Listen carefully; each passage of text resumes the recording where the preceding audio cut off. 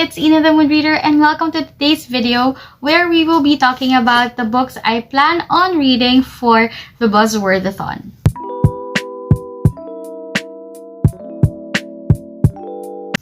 So the buzzwordathon is a reading challenge done by Books and Lala. I know it used to have a different setup, but for 2022, all she gave was some prompts, and it's up to you if you want to read as many books as you can on that prompt for the month, or you can just read one. You can read and join everyone on the first day of on the first week of each month, or you can just casually participate. And if you want to learn more about all of the rules of the buzzwordathon, I would be putting all the details below. You can join a Goodreads group about it, or again, like me, you can just casually participate. So it's always nice to look forward to year-long reading challenges at the end of each year. It's something exciting to motivate you to read, but again, I'm just being my hopeful self. I know at the end of the day, as a mood reader, it would all depend on what I'm feeling next year, if I'll be able to push all of these books through, but you know, we're hopeful. And so today I'll just be sharing with you two options for each prompt that I have on my shelves. It still can end up to be a totally different book depending on the situation, but it's nice to have a backup just in case. So there.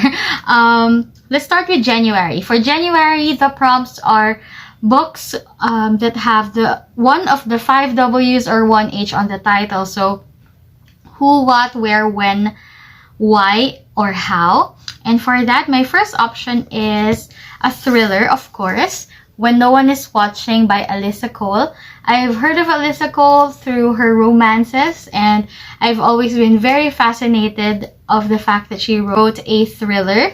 So yeah, my book still has all the cling wrap from its packaging, but basically it's a mystery book, and it says that it's Rear Window meets Get Out. I don't know Rear Window, but I've watched Get Out, so I'm hoping that it has the same creepy vibes from Get Out. So yeah.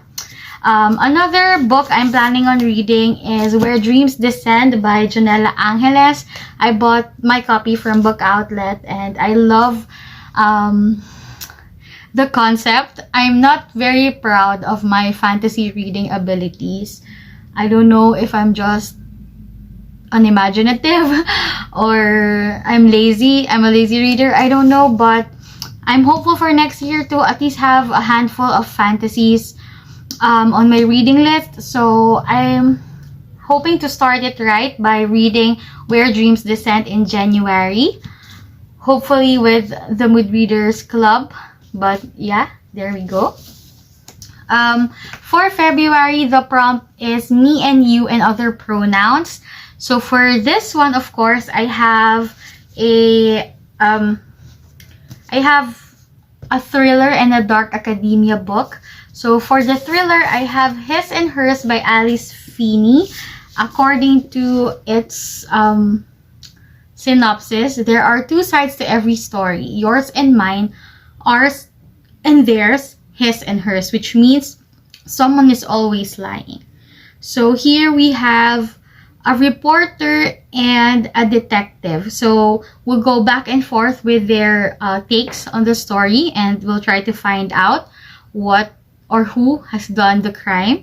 It says here that this is a highly addictive, fast-paced thriller with a killer twist that will keep readers guessing until the very end, which is why I'm very, very hopeful that I'll get to enjoy this. The dark academia book, of course, is If We Were Villains by M.L. Rio.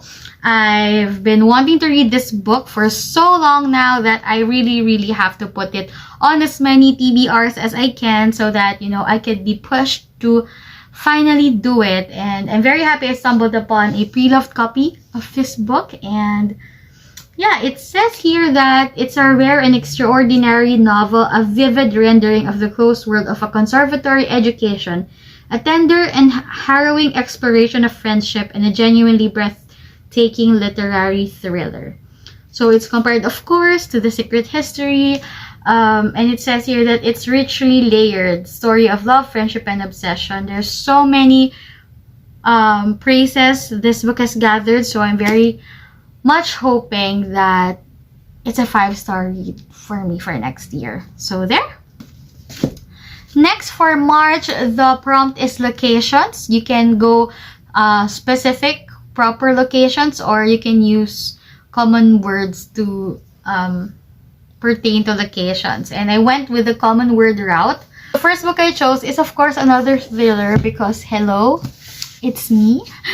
We have a book of the month pick, Miracle Creek by Angie Kim. I think this one is not really much of a thriller.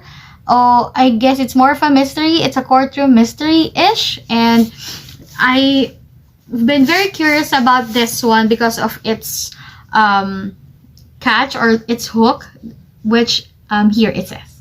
A literary courtroom thriller about an immigrant family and a young single mother accused of killing her autistic son. So it talks about how far we'll go to protect our families and our deepest secrets, and that alone is enough to draw me in. I loved watching courtroom thrillers. I love reading courtroom thrillers. So if you have recommendations about that, let me know. I guess it's my frustration about being a lawyer because of course I have quite the social anxiety. I'm talkative here on video but not really in person unless you're someone dear to me. So being a lawyer is not like an option for me anymore. So yeah, I love reading about them. So please recommend some courtroom thrillers to me. Okay. Aside from Miracle Creek, my next option is The Perfect World of Miwako Sumida. This is another, it has dark academia vibes, I think. Yeah, because it's set in a university and our main character, Miwako Sumida, has hanged herself. And this book will revolve around other students, faculty, her family members, people around her. Will try to find out what or whom was she running from and why did she decided to take her life. So there. Next prompt for April, we have Big and Little. So I have to pick books with the word big or its synonyms, little or its synonyms on the title. And I went for the little route. Of course, you all know this already that I'm planning to read A Little Life by Hanya Nagihara next year. So this is like a very brave decision. I'm still unsure if I'm going to push through with it, but it's on the possibility pile. It's a hopeful pick for April. I don't want to dive on this anymore, but is this a dark academia book? But it's about 4 college classmates, and this book is undescribed. It's a book that I can't describe anymore, but I know that it will hurt me, and it's very traumatizing. It's not for the faint of heart, literally. So yeah, I hope I'm at the right mindset on April to get to read this one. And then I have another dark read, which is Smaller and Smaller Circles by F.H. Batacan. This is my other option for April. This is depicted as the first Filipino crime novel, but I don't know, of course, how that's true. But yeah, it's a winner of numerous literary awards here in the Philippines, and it's a harrowing mystery following 2 Catholic priests on the hunt through Manila for a brutal serial killer. I've watched the film on Netflix, and it's a really good one. I am sure that the book would be better, which is why I'm hoping to read this next year. And for me, our prompt is directions. So up, down, left, right, inside, outside, I guess. I'm not sure, but yeah, those are the prompts. And for this, again, I picked thrillers. I have so many thrillers, mystery thrillers on my shelf. So this time I picked two quick reads. Because May, I think, would be another month of filled with readathons. It's time for the Asian readathon. So yeah, here I chose Cracked Up to Be by Courtney Summers. I loved Sadie by Courtney Summers, so I'm hoping that this book would give me the same vibes.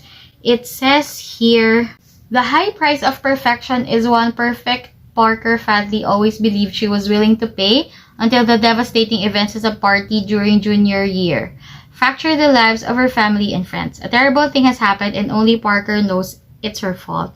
If being a perfect daughter, student, friend, and girlfriend couldn't keep her from making an unforgivable mistake, Parker hopes becoming a perfect mess will at least keep her loved ones from discovering the truth. Until the arrival of a curious new student and the expected return of an old enemy threatens her tenuous grip on control. Parker will do anything to keep her secret from surfacing, but this time the cost might be more than she can afford. So there. The next read is They All Fall Down by Roseanne St. Clair. It says here, every year the lives of 10 girls at Vienna High are transformed, all because of the list. If you're on it, your life changes. If you're on it this year, your life ends. So there. As you can see on the cover, it looks like it's going to be a good one. So there. For June, the prompt is books with the word all on the title. And for that, I decided, of course, to get To All the Boys I've Loved Before by Jenny Han. We all know it's about the love letters that were sent to the boys and more focused on, you know, Mr. Peter Kavinsky. But yeah, I'd love to see what the difference is with the book and the movie. I've watched the movie so many times already. But yeah, I think it's still different to get to actually read the book. The next book is a controversial pick. It's All the Ugly and Wonderful Things. Yeah, as it's described here, it's shocking and unexpectedly touching. I've seen some reviews saying that this book would confuse you morally on whether what you're thinking is right or proper. So yeah, I'm very, very hopeful with this read. Okay, so July is my birth month, and for this the prompt is anything bookish. So with that, of course, I chose the Bromance Book Club because it's about these men who are in a book club to better their relationships, and I love myself some contemporary romance. And so yeah, I'll be putting off. We'll see. Technically, if I have to do it for July, I'll be putting off reading this until July, but it's delaying gratification, I guess, to read this one. Or, of course, I could go with 500 Words or Less by Julia Del Rosario. She is a Filipino author, and this is prose. Yeah, it's a novel written in prose. So, it's, I think, about a girl who is a girl who decided to to change her reputation and write the college admission essays for other people. And the more she writes for other people, the less sure she becomes of herself, who she is, and where her moral compass points at anymore. So yeah, I'm very, very interested in reading this one, especially since it's a work of a Filipino author. For August, the prompt is any item or object. And of course, for this one, I picked out a thriller. It's Rock, Paper, Scissors, Object, Object, Object by Alice Feeney. Again, she popped up twice on my list. But yeah, this one made me very, very curious because of the simple catch question, the hook. Think you know the person you married? Think again. 10 years of marriage, 10 years of secrets, and an anniversary they will never forget. So that alone is enough to catch my attention. So I definitely want to read this one for next year. And it would work well with the items and objects prompt. Another pick is Parachutes by Kelly Yang.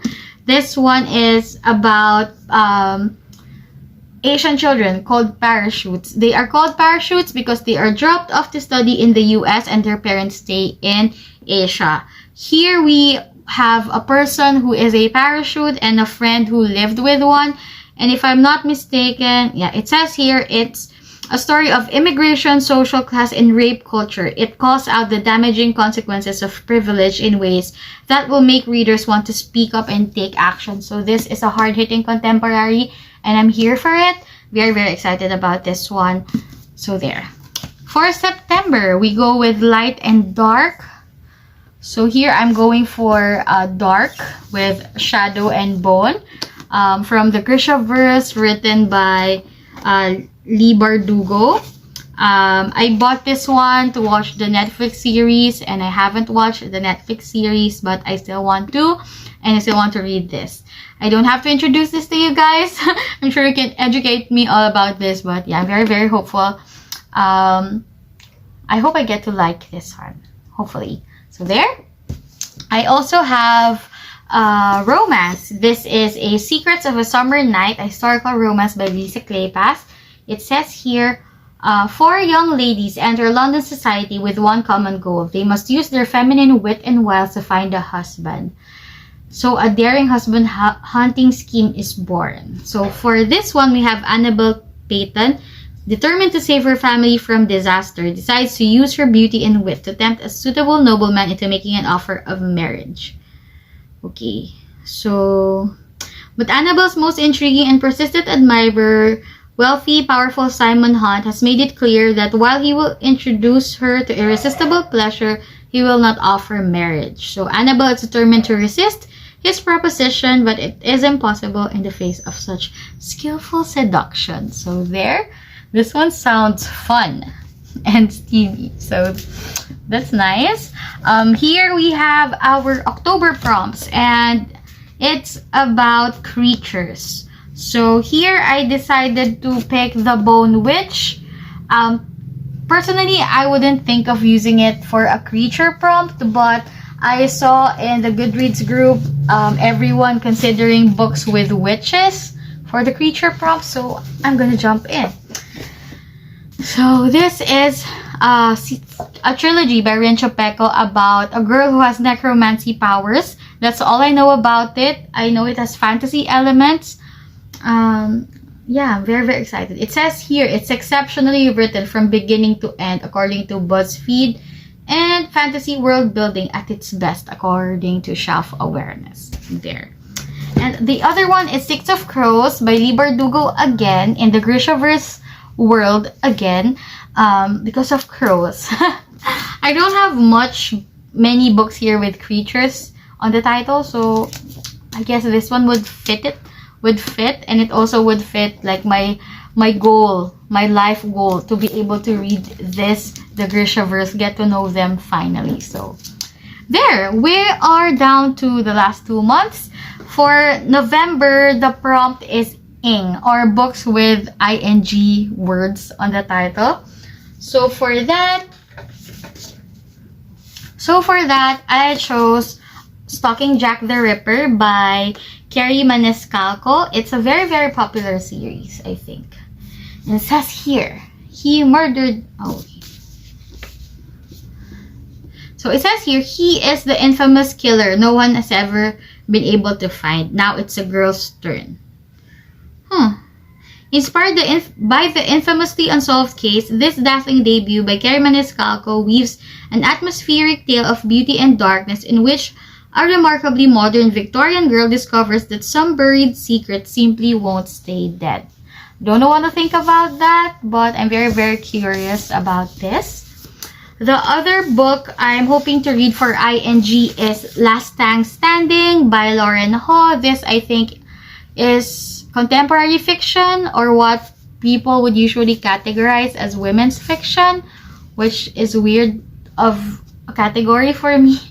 But yeah, it says here, Crazy Rich Asians meets Bridget Jones' Diary in this funny and irresistible debut novel about the pursuit of happiness, surviving one's 30s intact, and opening oneself to love. So I'm nearing 20s. I'm nearing my 30s. So yeah, I guess it's time for me to read books closer to my age and closer to my realities as well, with an Asian lead character. So it's going to be very, very fun.